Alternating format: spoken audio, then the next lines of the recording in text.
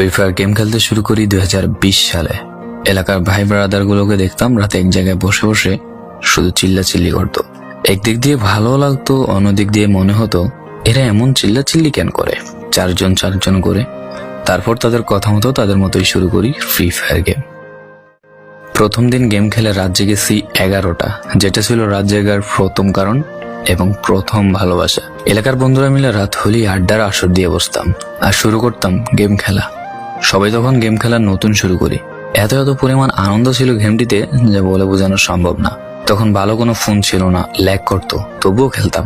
আব্বু আম্মুর কি পরিমাণ বকাঝকা খেয়েছি সেটা বলা বাহুল্য। অনেকদিন তো স্কুলও যাইতাম না, বন্ধুরা বসে গেম খেলতাম। কিছু টাকা জুগিয়ে কয়েক মাস পর একটা লেভেল আপ পাস ছিল না, 200 টাকায় বোধ হয় 800 ডায়মন্ড পাওয়া যেত। তো সেখান থেকে 800 ডায়মন্ড থেকে একটা অলগ ক্যারেক্টার নিই। আর সেই অলগ ক্যারেক্টার ছিল তখনকার সময়ের সবচেয়ে দামি ক্যারেক্টার। তখনকার দামি প্লেয়ার মনে হতো নিজেকে। আবার গেমের ভিতর অনেকের সাথে বন্ধুত্ব পর্যন্ত হয়ে গিয়েছিল। গেমের ভিতরে বন্ধুত্ব হলেও বাস্তব ছিল বন্ধুত্বগুলো। তখন ফ্রি ফায়ারে ডু পার্টনার সিস্টেমটা ছিল না, তাই কোনো মেয়ে গেমেও ছিল না। তারপর যখনই মেয়েরা গেমটা শুরু করে তখনই আস্তে আস্তে গেমের আনন্দ নষ্ট হয়ে যায়। অনেক বেশি র্যাম প্রয়োজন হতো, তো তাই গেমটা খেলতে ভালো একটা ফোনের প্রয়োজন হইতো। কিন্তু তখন ফোন ছিল না, কোনো রকম একটা ফোন দিয়ে খেলতাম গেমটা।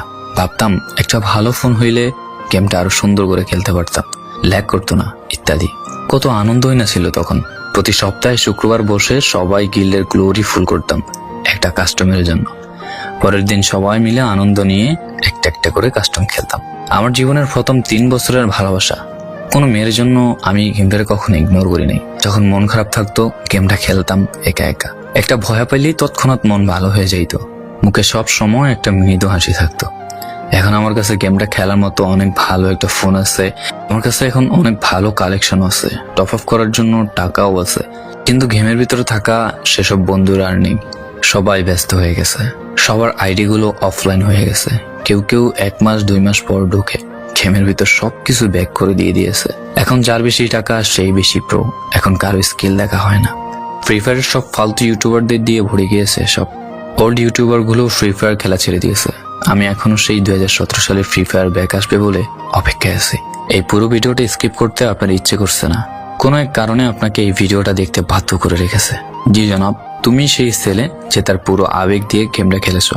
তুমি সেই ছেলে যে 2017 সালের ফ্রি ফায়ারের মিউজিক শুনলে কান্না মুখ করে ফেলো।